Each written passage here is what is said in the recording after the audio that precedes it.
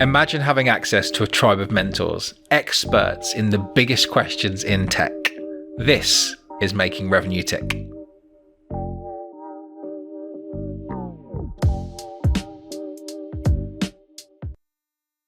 Hello and welcome to Making Revenue Tick. I'm delighted to be joined by someone that I've had several conversations over a couple of years with now. I finally managed to get her onto the podcast. Angel, how are you doing? I'm doing fantastic. Amazing.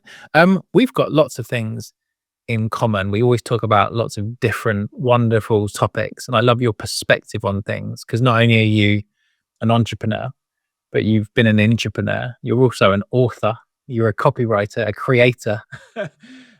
I think you've got this wonderful perspective and way of looking at a business. Particularly, we share a passion for the startup side, which a lot of people think would make us crazy. And if we're crazy, who are the founders that we're working with, you know? and probably a lot of what they're struggling with makes them go crazy. So if we could take a problem off their plate, Angel, what's the big challenge that they're all thinking about that we can help to answer today?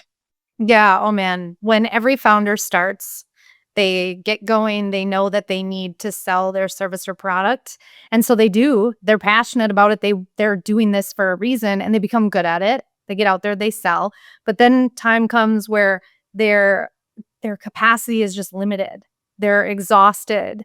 They already probably have a couple employees that are doing some work for them, but they know that they need to start stepping out of that founder-led sales role because they're exhausted. And they don't really know how to do that. They just think, okay, I need to hire a salesperson, and they're a professional. They can do it. They'll figure it out. I mean, they're salespeople. They're naturally good at it, right? They know how to do it. And so they do that, and then they burn through a few of them because they haven't set up the systems to help them succeed because they've never done that before.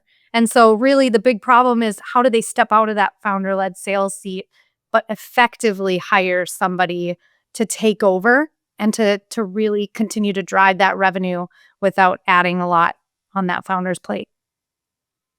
Love it. Love this problem because it's so hard for people to get right, and no one really goes to school and university to go and learn how to be a founder, secondly how to be a leader, definitely not how to create scalable systems, and then definitely not how to hire. So a lot of the time you'll just go to your network and find someone that gets recommended in. But if we're not creating the right expectations and environment for that person to be successful, they could be really, really good and then still fail, let alone if we hire somebody who's not even capable in the first place. So I love talking about this topic. So when you think about the types of clients that you work with, and they're coming to you and saying, look, we're really desperate to go and get this goal. And that might be that they're saying to you, we really want to work on the business, not in the business. It might be, we've actually made some mistakes. Like, what are the common things that people are coming to you with in that very acute problem that's prompting them to want to go and get some help? Yeah, a lot of the time they already have a good team, like 5 to 10 people, and they're in seat, but they're small. And so they're trying to figure out, well, I know like my capacity is so limited right now, but I am the face. I'm the one that's continuously bringing revenue and business. How is it possible for me to step out of that and still be at the revenue I need, or grow that revenue? Because I got to grow that revenue if I'm going to pay somebody to take it over. And so that's usually the seat that they're in. And they're just like, I don't know where to start. I don't know what to do that.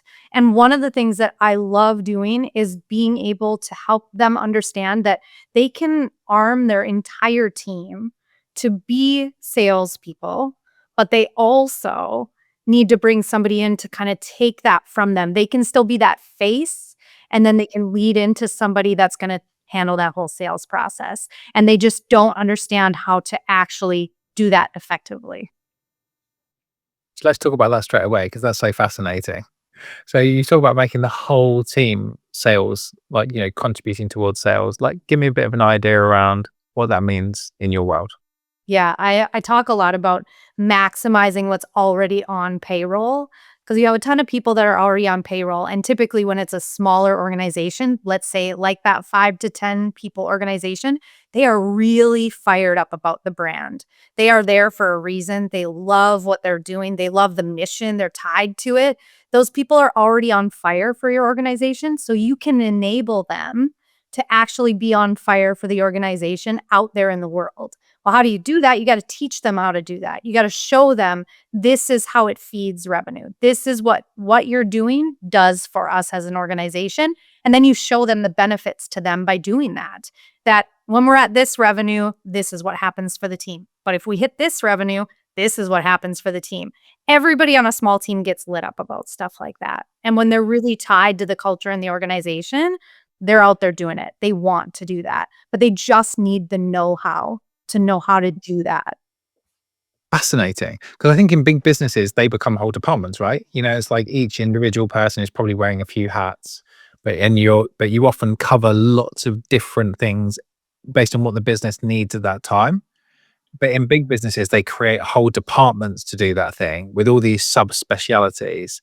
So people just think in their island and they think about their business. But with the people that are joining a founder, particularly in, let's say, that first 10 to 30 employees, that founder's probably done the hiring Mhm. and that founder's probably been involved in most of the recruitment process. So they're getting like the first-hand view of why that founder started the business, the passion, the problem, where they're trying to go.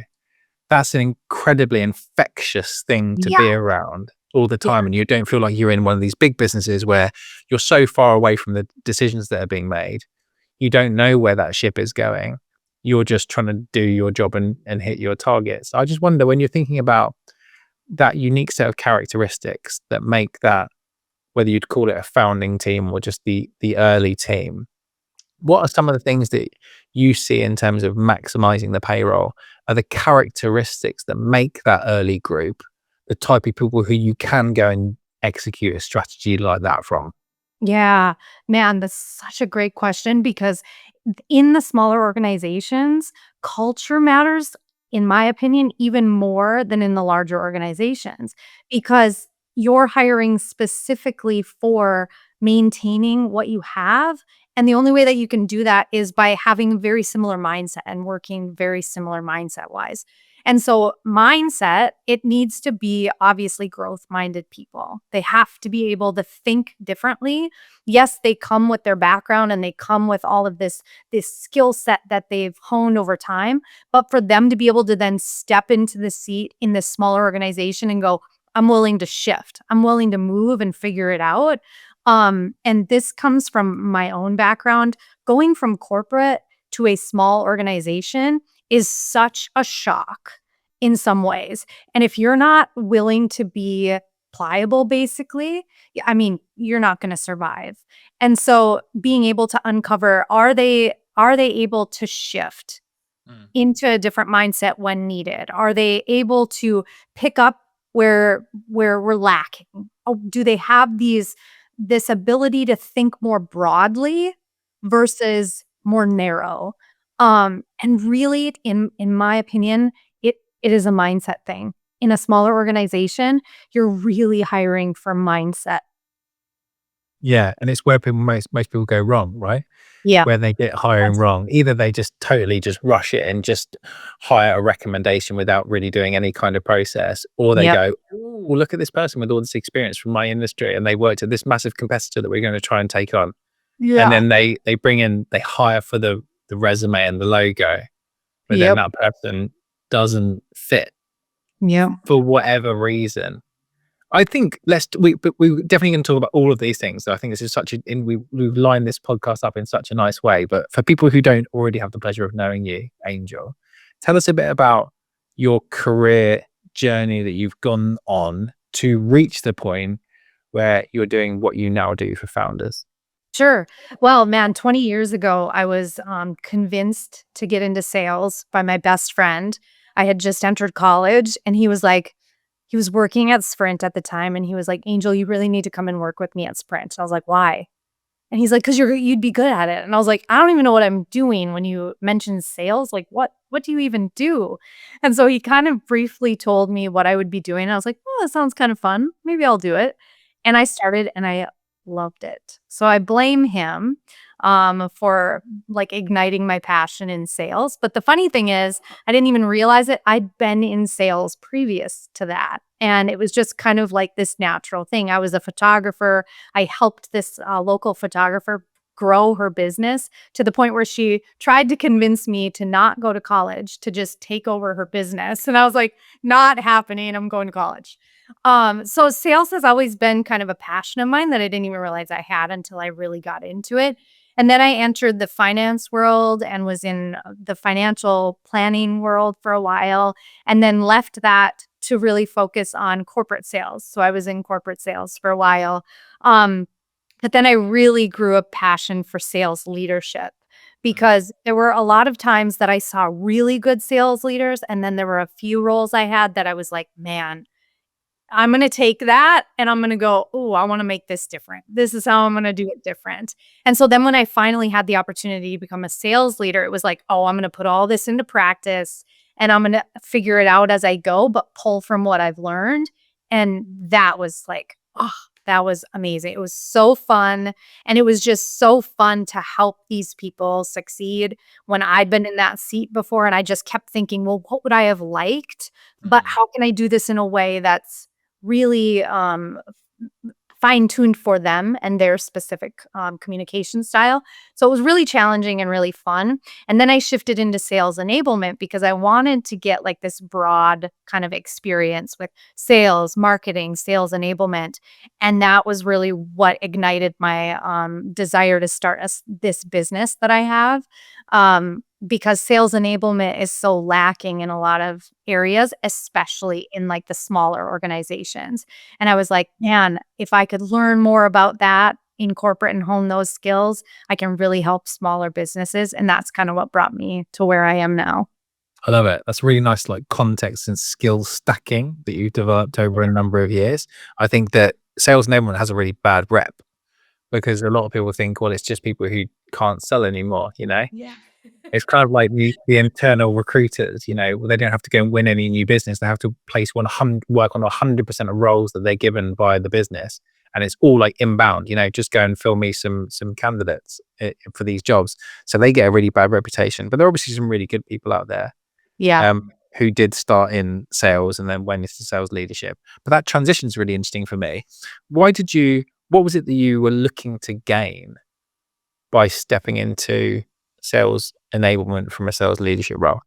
Sure. So that was a really strategic move because I was moving from a sales leadership role into a enablement role, but it was in a brand new department. So they had never had this department before. And so the number one thing that drew me to it was this is an entrepreneurial venture. You're going to build this from the ground up.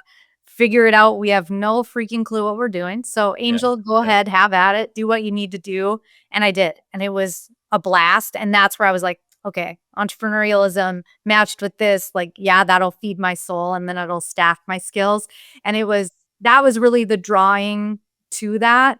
But then I got this perspective of sales and marketing from two different areas that I'd never gotten before. And I was always in that sales seat where it was like, oh, marketing. Oh, and then I got this perspective in this enablement seat to look at marketing in a different light. And I was like, you guys, how can we make this better?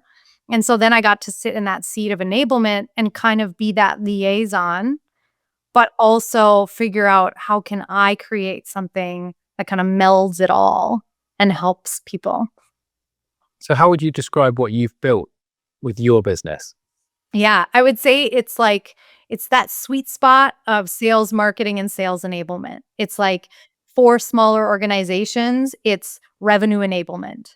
And so I do my best to support all three of those areas and help them get on the same page, but then give them the tools that they need for all of them to succeed. And that is really fun, especially in like the smaller organizations who really don't have siloed departments of sales and marketing and enablement.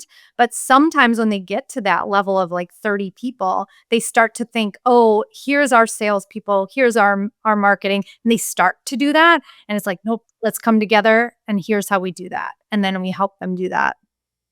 Amazing, amazing. I'm fascinated to hear that because I think that what came across for me the first time we ever met was you were talking about the marketing side and the fact that you're an author and you're a creator. And I hadn't really thought back then about your strength of your own individual sales career and then the sales leadership side, because I think the marketing piece is so often missing. And then a lot of people I speak to, let's say particularly from Pavilion, who are in marketing roles, really struggle with the sales side, Yeah. and they've often grown up in businesses where that is a totally different part of the business, totally siloed, often loads of conflict, huge amount of dysfunction. And there's a load of frustration that's been built around how salespeople are. So a lot of marketers don't want to think about themselves as salespeople because they Mhm. think it's like not the right, it's not right for them. They're not salespeople, but Yeah. you're a really sales focused marketer. And now you've got the enablement piece. When you think about how marketing plays a critical role, particularly within earlier stage businesses, how do you think about marketing differently than maybe the industry rhetoric around what marketing is? Yeah, sadly, I think marketing is looked at as more of like order takers and like, hey, you're not really a specialist, you don't really understand what it is we're trying to do. I will tell you what to do and you just turn it over to me. And that's really how it the perspective that I had for a while because it was like that's almost what sales like tells you. Like if you need that, go to marketing, marketing will get it for you and they'll do it the way you want. And if they don't do it right, then you can edit it, you can change it however you want or you just Yeah. create your own thing. Yeah. And that always bothered me when I got that new perspective because I was like, no, they know because they have experience in what has worked and what hasn't worked. They do have data. Why are we not utilizing that data?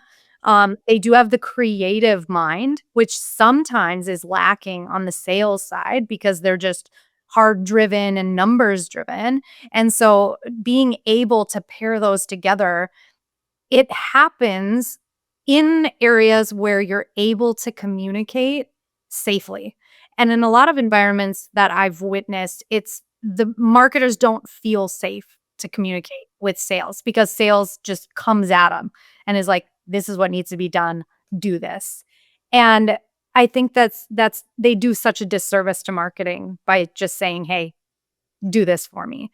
And that's really what I try to solve and try to pull in more of the insight and the data and the experience from the marketing side to help with the sales side. How often do you find that founders are thinking the same way you are about marketing? And how often is there a sort of gap in the way that they're thinking about it that you need to help them to fill before they're ready to go and get it right? No founder is thinking the way that I've thought about marketing. And I've noticed that even more recently because founders get into their mindset and they're hard driven and they're numbers driven. I mean, they're the salespeople, right? And so they're essentially like that sales department. And so they're just like, well, I need this, so do this for me. I need this, I need to order this, or I need this for this. And they struggle with understanding a different way of looking at things. And so they just want you to do what they're telling you to do. And so it becomes more of like this reframe from my perspective of going into it as like this is revenue enablement. This is not just simply we're going to order this and it's going to sit in our drive because we thought it was a good idea and now it's not going to serve anything. Well, how does it serve overall revenue? And just get them to think more broadly surrounding revenue. It's a challenge, because founders are hard driven and they just think this is what I want, this is what I need, do this for me. How often do you see that when they've built their organizational structure, they think of marketing as revenue? Mm, Very never. rarely, right? Only when they are attributing revenue to some marketing they did. Okay. So what I mean by that is like, oh, I wrote this on LinkedIn and I got 30 demos because I did this. Then Yeah. it's like, oh yeah, marketing is revenue because they did it. But if they take a step back from that, then it's never Yeah. revenue. Interesting. Yeah. I think that would be a really healthy thing for you to implement into a business, is if everyone feels like they're part of the revenue organization. So this whole concept for me is fascinating. And they know that they can affect it, and like they know that they can say no to stuff, and they can, if something's not been built, they can build it like you did as your entrepreneurial story of building a sales enablement department, but giving people that power to go, hey, actually, we really want you to be thinking about affecting revenue. Your Yeah. job is to impact the business and Yeah. impact revenue and impact growth. We want you to feel empowered to go and do that stuff. I think that's a really interesting shift. Yeah. And how fun, like when you join a small organization like that, to come in to leadership that does that and says Yeah. that, it's like, Yeah. oh, sweet. That's Yeah. cool. Okay. Yeah. 100%. Is there an order to it? So when you're going into a business, is it marketing, then sales, then enablement, or what's the order that you would tackle those different aspects? Ooh, it all comes down to what they've done previously, what they're currently doing, and how things are structured. I always try to look at it more horizontally. Okay. As in, like, we need to focus on these areas in phases, but it's never, like, hierarchical, because when it gets that way in a smaller organization, then you start to silo the departments and the focus, and so we try to do it phasing-wise, and usually phasing-wise, messaging is, like, one of the number one things that we focus on, and that is broad. So it's messaging when it comes to marketing, it's messaging when it comes to sales scripts, it's messaging across the board, and that usually unites everybody, and they're all, like, fired up and they're excited about this, and then they're all on the same page, and then everything transpires after that. I love it. I enjoy these podcast conversations because it's like we throw loads of ideas around, and then it's like, right now our job is to stitch these things together to produce something that's really valuable for the listeners, right? So I think that let's talk about maybe the marketing side first, knowing it's not hierarchical, but it's probably something that if we're talking about transitioning out of founder-led sales, we could easily just spend all of our time on the sales side. But we know that if you're a salesperson going into a business without marketing being effective, you've got a blooming hard job on your hands. And if you're a startup who's trying to get noticed in the market and grab some market share, and you don't have any mind share and any trust and any awareness, it's going to be an incredibly difficult thing to do. So what's in this pursuit of getting to a stage where we have a business that's got great leaders who are running the business and the founder can focus on the business rather than in the business? What's the marketing gap? Hmm. Oh, man.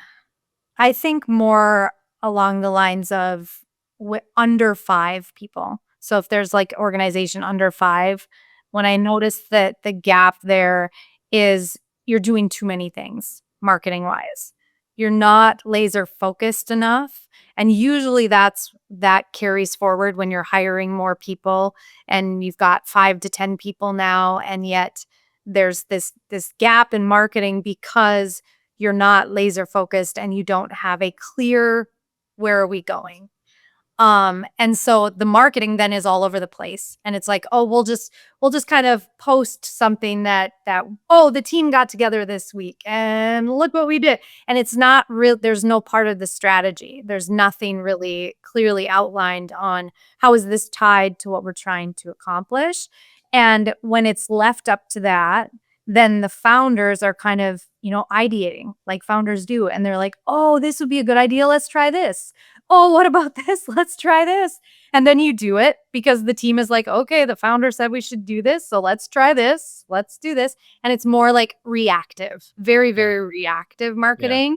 Yeah. And that is one of the biggest hurdles to overcome.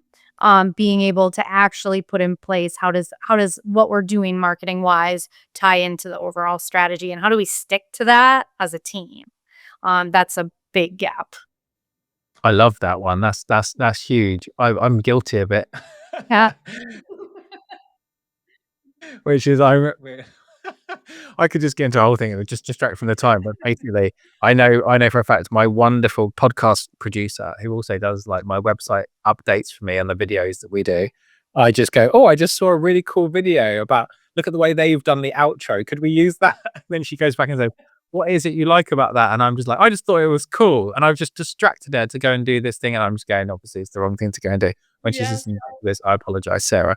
But it is the shiny thing, right? And particularly now, we're not only are we seeing cool examples of other people's marketing all the time on every platform that we go onto, but now you listen to a podcast. It's so easy to, you don't have to read a whole book anymore to get these ideas. You can just jump onto a quick podcast and get loads of new ideas. But Yeah. also you can just ask AI, and AI will give you all of this stuff that you could go and do. So we're in a world that's going quick fix, hack, shortcut.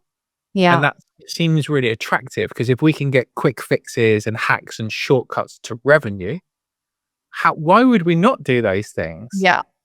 So when you're thinking about the strategy piece that underpins it all, what are some of those questions and conversations that you typically have with a founder to help them to get the right foundations and thinking around the strategy?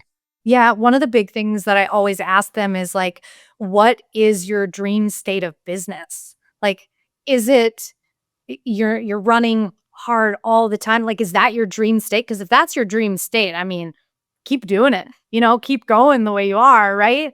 But if your dream state is like, exactly the amount of employees you want, what you want your life to look like when you wake up in the morning, and we work backwards from there of the dream state of business, if everything becomes so much easier. Because when you start to really envision longer term and like the life that you really want, or the life that you want your team to have, it just becomes easier for you to then say, okay, well, now let's work backwards into what does that mean for this year?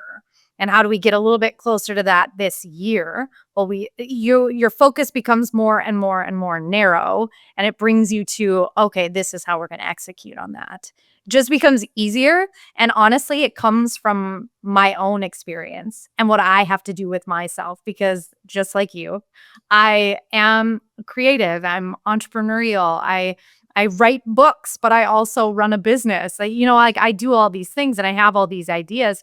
And my note app on my phone will tell you I have 300 plus ideas, and I can scroll for days, but it's like, that's not aligned with where I'm headed in the next year. And so does the time that I'm going to dedicate to that, or the amount of time that I'm going to put into the marketing of that, does that tie back to what I want the dream state of business to look like? And so when you're able to do that and slow yourself down, that's when you start actually making progress. I love it. What else is important to you when you're thinking about the strategy of marketing? Is where are the strengths of the current team? Is the team able to really get creative and create content on the fly? Or are they more like they need to plan and they need advance notice and they need more strategy, more time to get there? That's a really important thing, because I've worked with very different teams when it comes to that. And then also, what does it look like? Because I also work with organizations that have up to 100, 200, 300 employees. And in those organizations that still come to us and we ask these same questions, sometimes there's a level of hierarchy that needs to sign off on certain things. And so that's a really big question that I ask as well, because sometimes that can inhibit a lot of the creativity when it comes to like the marketing side of things. And so we ask those questions as well. And a lot of the time when we ask those questions, it's really for them to realize like, oh, are we creating really big roadblocks for ourselves that we don't need to be creating? And if we move forward with this new strategy and the way that we're going to do things, oh, we only need one person to sign off, and then we're all saying yes, or that's how we're going to move forward. So really, it's kind of like a coaching into like what they need for their overall strategy. I think it's brilliant. I love the idea that you've taken this concept around what does the founder's life want to be like, and I guess for their team too, like what do you want life to be like? Because that will help them to go, well, that's so far away from where we are today. And particularly if we're going to like make the business 5 times bigger, we're only going to get way more into our hole. So I think that's a really, really powerful shift. Also, because a lot of founders are driven by freedom. They started their business because they want freedom of time and they want freedom of purpose and financial freedom and freedom of relationships. Often it's about moving away from, and they might have come from big corporate environments where they didn't have a huge amount of that and life was dictated to them. And I just wonder, when you're thinking about these founders and what they tell you they want life to look like, what are some of the patterns that come through? Oh my gosh, definitely freedom. Definitely freedom. And usually by the time that they're engaging me, they are really at this point where they're like, I built this. I'm proud that I built this, but I'm exhausted and I've lost what I started out to do, which was gain that freedom. And so for many different reasons, everybody's reasoning for losing that amount of freedom is different, but really what solves it is systematizing a lot of things that they're already doing and enabling their team to be able to do a lot of things. And so I don't know, I think we've all been there too. You like get to that point and you're like, man, I'm exhausted and I was aiming for freedom and how do I get there? And it's just resetting. Sometimes we just have to reset ourselves and be like, okay, well, wait, I'm wasting a lot of time doing some stuff I should not be doing. And that just resets you. Yeah. Yeah, I love it. And it's just they're on that journey, right? And if you just keep trying to do everything by yourself, or maybe you don't have the right team, or maybe you've not enabled them in the right way, you're constantly having to jump back into everything. And because you were at one stage doing everything, you know how to kind of do everything to enough of a degree that you can at least fall back to type on what you did before. And it can often be very tempting, I found, when people get really stressed to go, well, what I did before was this. And so if you brought in like a marketing manager or a marketing leader and they're not achieving the immediate results that you're looking to go and get, or maybe sales are kicking off a little bit or whatever, then you could easily go, well, when I was doing this myself, then here's the way I did it. And how disempowering is that for a marketing leader to hear that, right? Right. Oh yeah, that's a kick in the pants. Yeah, absolutely. Absolutely. So you talked also about busyness of marketing before we move on to sales, which I think would be really interesting to hear your perspective on. So when you're talking about marketing, being busy doing loads of different things, what are the common like time wasters and activity wasters that you see marketing teams falling into? Oh gosh. So, well, the frustrating thing is usually they start spinning their wheels when there are too many people that are judging what the output is. And Okay. so a lot of the time it's because they haven't decided who is the ultimate sign off on this specific thing. And Yeah. they start circumventing and going to many different people. And it's very similar in life. Like if you get too many people's opinions, you're going to get too many people's opinions. Like you have to have a process for who is signing off on something. And so that's what I've seen waste so much time from something as simple as no, there should be a period here, or there should be this should be changed, or the wording of this I don't like as much. Those kinds of things. It's like you need to decide on your team, in your marketing team, who you trust enough to represent the brand to be able to say, yes, this is it. This is fantastic. We're good to go. Yeah, And I if love you it. don't have that person, how can you enable somebody to be that person and stop kind of running around and wasting time? Yeah, because founders becoming decision bottlenecks is one of the ultimate killers of growth and ultimately burnout for founders, right? If they have to sign everything off. Yeah. There's this, uh, I love the book Scaling Up, and they talk about this difference between responsibility, accountability, and authority. Yeah. And most businesses just use those words interchangeably, but think they all mean the same thing. Mm, But and it's one of the big frustrations that I think that a lot of leaders have in businesses is they are responsible for something and they're accountable for it, but they don't have the authority. So it's like you're in under the cosh, you're being asked to go and produce the reports to the business, you're accounting for it. Your job is to do it, but you can't decide. And it's so frustrating. How often do you find that? Like when you're going into a business, there's these founders who've got brilliant intentions, they're really talented, they've built a great business, they've got a great team. But when you start speaking to the team, they're going, yeah, we're just feeling like we can't do what we want to be doing. Yeah. I would say 90% of the time. Wow. Yeah. And it's hard because, that founder built that brand. And so to a certain extent, like that team wants to respect that and they want to be honoring the fact that they built this, right? Like, but why are they trusting me to do all of this and to accomplish all of this, but then I don't have that authority. And that becomes a really tricky culture thing too. But I always preach that your number one job as a leader is to support people to make decisions without you. Like, you have to. You gotta let go, and I relate this a lot to parenthood because I relate my leadership to parenthood a lot because it's like, you know, you're gonna make decisions without me and have at it, like, I have to support you to make the best decision, but you're gonna make decisions without me, and it's gonna be okay because everything is fixable. Yeah, Everything's fixable. I love it. Is there anything from a marketing perspective that's really important for you that we haven't talked about? I just think messaging is so important, and I don't think people put enough emphasis into it, and sometimes just that word is confusing and people are like, "Well, what does that really mean?" And it's like, "Well, what do you want your brand representing all the time? And how does everything that you're saying or your people saying, does it align with that?" And that's really what the core of messaging is you're trying to convey something, and that needs to be, across the board streamlined. So when you're working with founders and with marketing teams, what are some of your approaches to help them to get their messaging in a really good shape? Mm.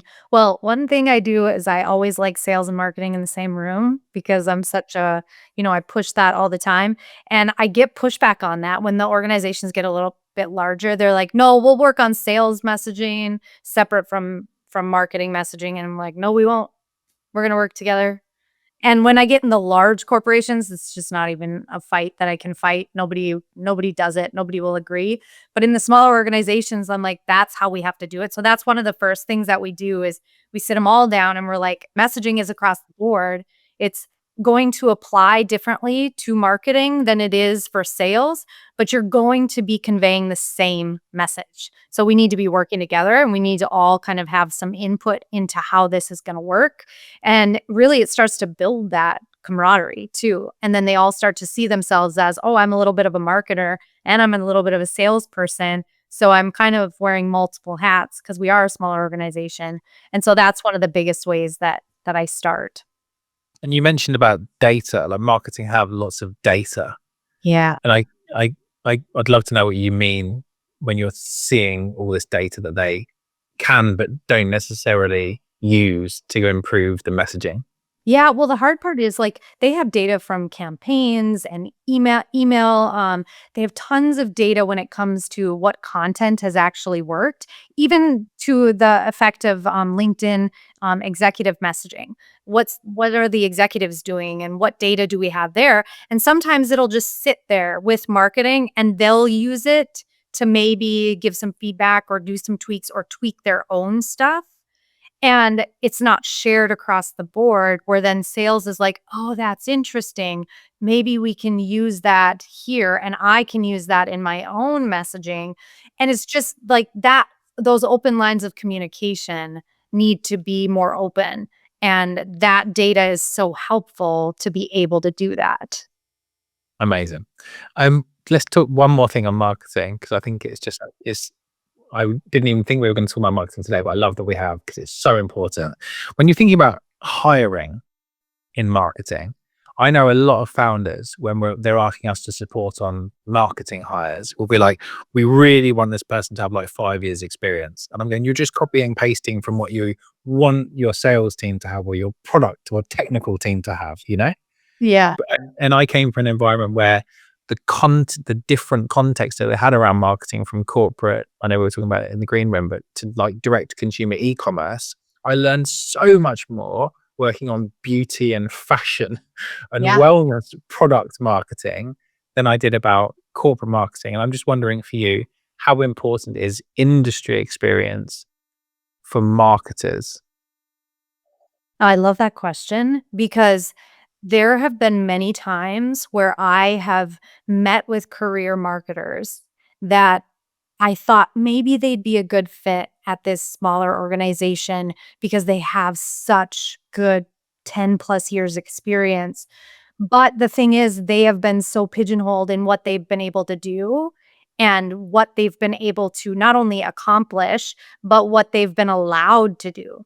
They haven't been able to work on enough things to be able to transfer those skills per se to this organization unless it's a very specific role and very specific output that needs to happen at that smaller organization, where most of the time it's not. We need it more broad. So I am such a big believer in diverse experience because it just gives you a kind of a leg up when it comes to being creative minded as well. And Yeah. in a marketing role, obviously, you have to be really creative minded all the time to try to figure out, well, what's going to work best. And you have to be able to pick up on things that are or are not working. And in a smaller organization, if you're only honing in on, I want somebody with 5 years experience, and if they worked at Apple in the marketing department, that would be amazing. I mean, great. Great. That person is obviously successful and doing great. But does that translate specifically to what the outcomes are of this role at this organization? And how is that going to help us overall long term? And I think that's really hard to sell leaders on, though, because until they make a bad decision in that, they typically don't realize, like, crap, I maybe should have thought more broadly. Yeah. Interesting. I think that's the stage experience side of what you talked about is really important, because if they worked in big businesses and it's been like, really structured, big marketing messaging, big tent type ideas, we run this for a whole year and we're going to do 5 events and, we're going to have an email content strategy and blah, blah, blah, but it's really set. Whereas if someone's worked with a founder and they've been used to a founder going with a million different ideas and they've had to push back and they've had to say no, and they've seen the mistakes that happen when a business tries to do too much and doesn't work to a strategy, that's probably worth a lot more. There's probably some stage experience stuff that means that the ability for them to say no and to know like what's too advanced, you try and plug the wrong operating system into an early stage business and you end up with organ failure, you know? Because it's just not, you can't just go and plug these systems. I see it all the time in hiring people. I'm like going, right, you're this fast paced, agile company and you want to go and hire this wicked person. And you're telling me that the big benefit for them to join your business is that you're so fast paced and it's going to be so exciting. But then you've got a 7-stage interview process. You take 2 weeks to give feedback on an interview stage. I'm like, you're more complicated than Microsoft in terms of your process. And it's the same for marketing, right? You have to be so much more agile, but your ability to say no to things, that strength of people to say no. If you're a founder building that sort of key team around you, you can't have a team of yes people. I don't think anyone wants to be a yes person, but if they go, well, the founder knows everything and we don't want to annoy them and they have to get everything right. If you don't enable them to say no, and you don't want them to push back, and you don't want them to come up with different ideas, then you're not going to create that environment at all. I'm not really sure where I was going with the question, but when I'm talking about this, what comes to your mind? Yeah, no, I think about specific clients, honestly, that I've had those issues with, and they had to learn through making that bad choice and then realizing, crap, it didn't fit the culture, and two, we didn't get any closer to our goals. And I thought like it touted so much that they did this and they accomplished this in the past, but really it didn't translate because just like what you said, if they're not used to a leader that's going, holy shit, let's do this. No, let's do this. And they're used to being like, okay, yep, I'll get right on it. Yep. And they're not doing the opposite of going, hold on, does that actually align with what we agreed to in our strategy last week? And then the founder sits there and goes, no, it doesn't. You're right. Let's table that. Yeah, yeah. I mean, And it's that's what needs to quick. happen. Yeah, Yeah. exactly. I got a hiring hack for the audience Yeah, listeners, do it. which is everyone indexes on experience, right? Like we talked about, hire the marketer from Apple because Apple's such a cool brand. We can inject some Apple magic into our business. So we spend all of our time going, what projects did you work on? What did you achieve? What were your results? Talk to me about what role you played. It's all about past achievements, accolades, and experience. But with a good marketer, if you say, here's where we're trying to go, here's what we've been doing up until now, here's how we're thinking about it, an experienced marketer would say, why are you doing it that way? And they would ask you a series of very intelligent questions based on experience and wisdom that would make you rethink it. And I think that so many businesses design this process where it's like, we just index on experience and then we just maybe give you a marketing task, but we don't create a situation within the process where we say, right, here's where we're trying to go. And talk to me about the impact you think we can make. Tell me about where our thinking might be wrong. Tell me about what questions you've got for me to see if our thinking's right. By the way, total permission here to call out blind spots. Tell me if I'm wrong. The right people in that environment show you where their true value will be, which Exactly. is helping you to refine your ideas and to create the impact. I call these people multipliers, and it's these people who help everyone around them to achieve more, which is never, I am an individual person who is truly excellent. It's, I am able to, through great questioning, through great discovery, through great teamwork and leadership and strategy and execution, bring all these things together so we together can achieve an amazing result. Yes. I think that's a super simple fix that everyone can bring into their process. And by the way, recruitment will be so much more fun if you make it a collaborative experience rather than just a thing for someone to go and pass. Yeah, absolutely. Amazing. Sales. Let's talk about sales. Ooh, let's do it. What's the challenge or the most common challenges that you see businesses at this stage making from a sales perspective? Yeah, I mean, just bringing in salespeople before they're ready. And that's not revenue wise. I mean, usually they have the revenue, they can pay them easily. It's they haven't put enough thought into how they're going to support them, how they're going to onboard them, how they're going to make sure that they can really take it over so that the founder isn't leading the sales. That's the main problem. And the thing is, like you and I have talked about, founders are so tightly knit to the brand.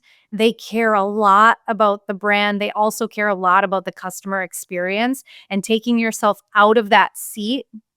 All of a sudden, taking yourself out of that seat after you built this with your blood, sweat, and tears is one of the hardest things to do, especially if you lean a little bit toward the controlling side. So it becomes really difficult to then say, okay, I know I'm burned out. I have limited capacity, but I need to bring someone in. And you usually make that founder decision where it's like, I need to hire somebody, so I'm going to hire somebody. Hire somebody and bring them in. And you get someone in seat and you're like, oh shit, come on some calls with me. Just follow me along and take notes and ask questions. And that's usually how it goes. And then it's like, okay, well, how are they actually set up for success? And what is their long-term goal within the organization? Have you outlined that and shown them what they need to do to get there? Because salespeople are incentivized by stuff like that. And so that, I mean, in a nutshell, is the main problem. I mean, you mentioned onboarding. I wonder how many people listening to it at this stage would actually say we do have a structured onboarding plan that isn't just, we give you a bunch of collateral and you spend a bunch of time shadowing people. It's just, how often when you're going into that early stage, have they got an onboarding plan? Well, it's funny because some of them actually have a little bit of a chip on their shoulder saying, we have a good onboarding. We have really good onboarding. They spend half a day with so and so. They spend half a day with so and so. They do online training for this. They have access to this platform. They come with me on calls. Like, this is usually the process. And that's not to say that that's horrible. Maybe that could be, rolled into an actual onboarding program, but that's not onboarding. Like, onboarding is really all encompassing, and it needs to be structured, and it needs to be clear to them how they're going to be supported and what's available for them to succeed in their role. And a lot of the time, the biggest thing that's missing is what's available to them to help them succeed in their role as a salesperson. And no founder usually puts that into play because they're the founder. It's all in their head.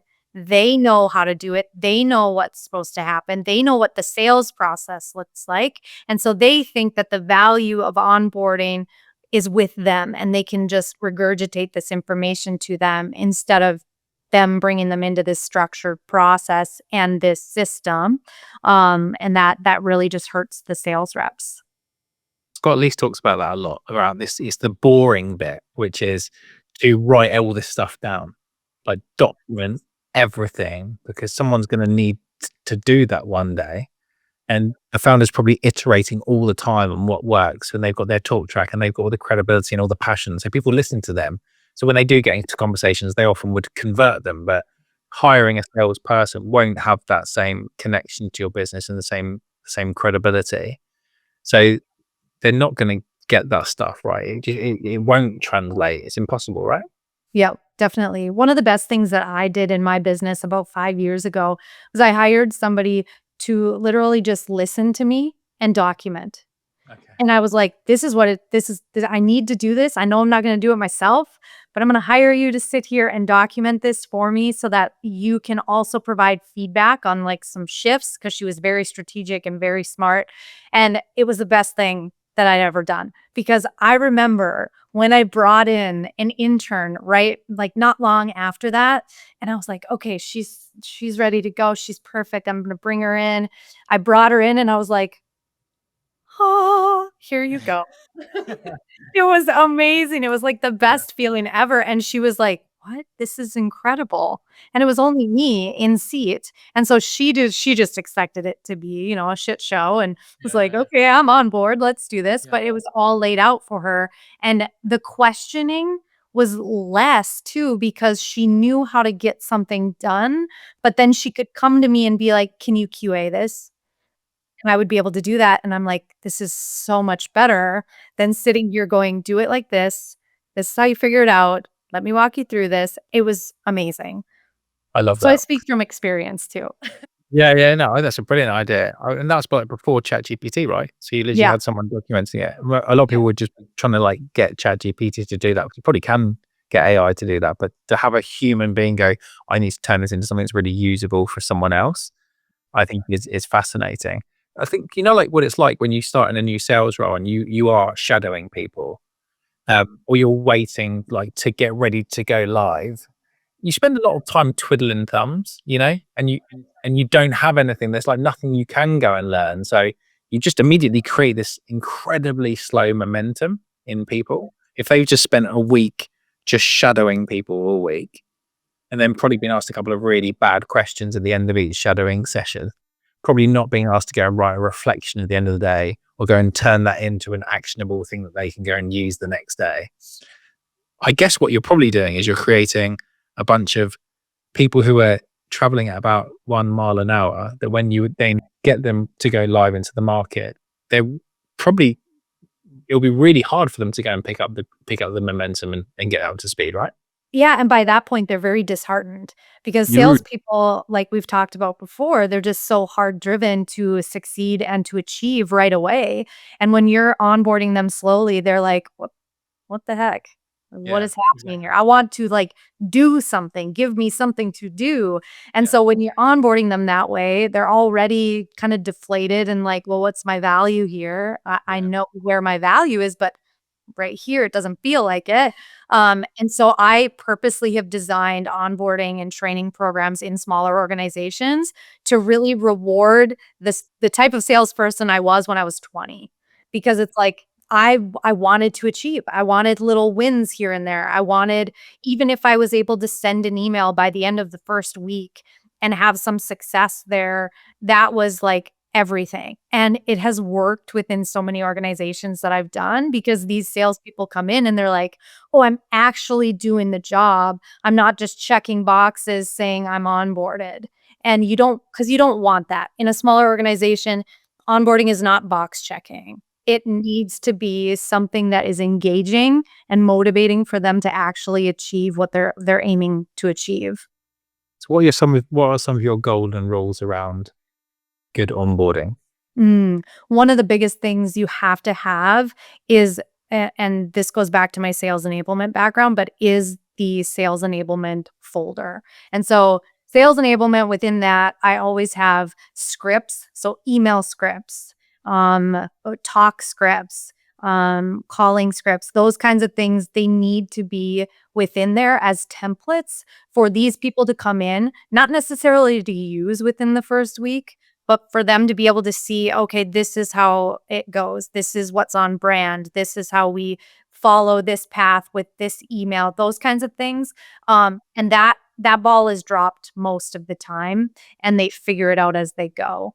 But in order to get some output as far as revenue quickly, that is so important. Having that sales enablement folder with scripts and with standard operating procedures and things that are going to help assist them to actually do their job in sales.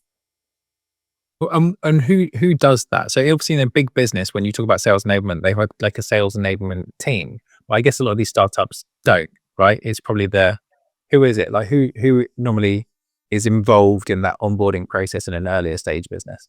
Yeah, usually it's any of the leaders. Well, and one of the interesting things is in a smaller organization, it's usually every single person. They're all involved at some point. But as far as like putting together the scripts and all of that, that's usually done when we come in. If we come in to help founders set this stuff up, most of the time they're like, We don't know. Here's some examples of what we've sent." And then what we do is create kind of templates for their team to use and put in this folder so that they can have this enablement kit and then their whole team can utilize it and have access to it. But every single person in that organization has a little bit of a say within that because they all have different perspectives. Most of the time it has a lot to do with the marketing and sales people that are out there and the founder, obviously. They're the ones that know the language the most, and they're the ones that have that customer experience interaction most often. And so that's really what hones that. I love that. I think it's one of those things I hear all the time from businesses is like, we just need someone to hit the ground running. And it's their big justification to hire someone with experience. You know, you've got 5 years of experience in my industry, and it's because I don't have time to train you. And so I'm always like, well, red flag, red flag, red flag. You know, I need you to hit the ground running means I don't want to invest in you. But the candidate side is they absolutely want to hit the ground running. Like you're desperate to make an impact in that business. So if you can get this stuff right, you will have people who hit the ground running, which they want to do. But if you've got someone who wants to come in and hit the ground running and the founder wants them to hit the ground running, but you don't offer that enablement piece, there's only one outcome there, which is that people are going to be both disappointed on every Exactly. side, right? Exactly. Yeah. What what are some of the ways that you found make a massive difference for someone being able to go and hit the ground running? My gosh, I mean, I have so many examples from clients. One I can think of really specifically, it's like she knew what because of what she had done previously in hiring some salespeople and just kind of like just plummeting, it was awful. And it was not because of the person, but it was because her time was then being sucked up trying to help them. And Yeah. then her time was being pulled away from actually selling. So then revenue actually plummeted. And it was like because we didn't set that stage. And so she knew because the pain of that was so awful. She knew she was like, I can't do it like this. I need something different. I don't know what it is. I just need something different so that when I bring somebody in, that they can really just start going and it's not 110% of my time in addition to them being on board. And so it really, I mean, really, that was where revenue enablement kit came from because it's like, we really need to set these people up. And usually I would do that through fractional roles where I would come in and I would set this up and it was just part of my fractional contract. But then I was like, this is such a broad problem across so many different smaller organizations. They just need this. They need to be able to just have something implemented and created so that when they bring their first sales hire in, they can just be like, hey, here you go. Here's how we do things. Here's what's going to make you successful. I'm here. I'm here to help you through this. Here's the onboarding plan. And it made everything so much easier from the whole team's perspective, because when they didn't have that, not only was the founder's time sucked up, but if the founder was busy with sales and with customers, then the operations person was time was getting sucked up because sales is sitting there going, is this right? Is this, how do I do this? And Yeah. so it was like the whole team was relieved because they actually had access to things that would help them as a salesperson succeed. Mm, that's amazing. I wonder if you got any insights around ramp. So if you look at before you go into a business, how often they're getting that like new hire success rate, and how long it's taking them to ramp someone versus what you typically see in terms of the success rate and the ramp time once you've managed to plug some of your systems in. Mm. Well, the ones that we have had really good success with bringing like a sales hire into are the people that are really, really clear on the product or service that's working, and that they've really identified that ICP that they are targeting. So everything's clear, everything's ready to go. We can bring a salesperson in because we've set up everything for them to bring them Yeah. into to do that. Yeah. When it gets messy and when ramp takes a lot longer is when the founder is ready to hire a salesperson because they want more revenue. And yet they haven't put in enough work to get a little bit more laser focused on, okay, well, what are we focusing on? So then the ramp for the salesperson takes a lot longer because they're going, okay, well, this quarter we're going to focus on this just because we think it's a high time to be able to sell this. And then next quarter, we're going to sell this because that's what we think is going to work. And so it just takes a lot longer ramp wise. And then the salesperson gets frustrated because their comp is not where they want it to be. And the revenue isn't where the founder wishes it would be. And so sometimes, I would say 90% of the time now, I'm able to get the founder to really look at, okay, the clarity of everything first. But that's a tough conversation because when a founder is in this seat where they're like, I'm ready, I want to hire a salesperson, and they get in that and they're like, let's hire, then it gets a little tougher to have that conversation. But I'm definitely a reframer. I will, nah, we got to do this first, or this is what's going to happen. And if you're okay with that, I mean, Yeah. that's what's going to happen. Yeah, amazing, amazing. I know we're coming to the end of the time, but I'd love to get to your take on getting sales hiring right. Yeah. Do you think is the biggest challenge that people have about hiring a sales leader, or is it about hiring sales reps? Ooh, I am. It's not the reps, it's the leaders. And the reason I say that, I've obviously been both, and I've worked with and for both. And I've coached both. And so everything comes down from the top. And if you don't have a sales leader that's truly aligned with not only your mission, and let's say you're the founder, let's say you're the sales leader. If you are not enabled to be a successful sales leader, no matter what sales rep you bring in, they're not going to be successful. You have to take that on. You have to take responsibility for that and up level yourself and realize I'm a sales leader. I might not have set out to be a sales leader, but I'm a sales leader. And how can I be a better sales leader? And you really have to do that. Otherwise, you're going to turn and burn those sales reps. And if you can't take a step back and say, that's on me and I need to fix that, then you're going to continue doing that. So what would be some of your advice around how a founder can get that first or that important sales leadership hire right? Hmm. Ooh. Um, I'm I'm self-awareness is really big. And if you're able to, in a conversation with someone, uncover their the most of the time their challenges that they've been able to overcome, and you're able to talk about those with them, and you're able to create that type of a relationship with them, you can safely assume that they're going to be able to have that type of a relationship with sales teams. And sales teams, more than almost any other team, need people like that. They need to be able to feel safe enough with their leader to be able to say, you know what, I'm sucking it up at quota right now, and I don't know what I'm doing wrong. And they need somebody that's going to be able to go, hey, been there. I suck too. Let's figure this out. Yeah. And so you got to be able to uncover that self-awareness in that process really easily.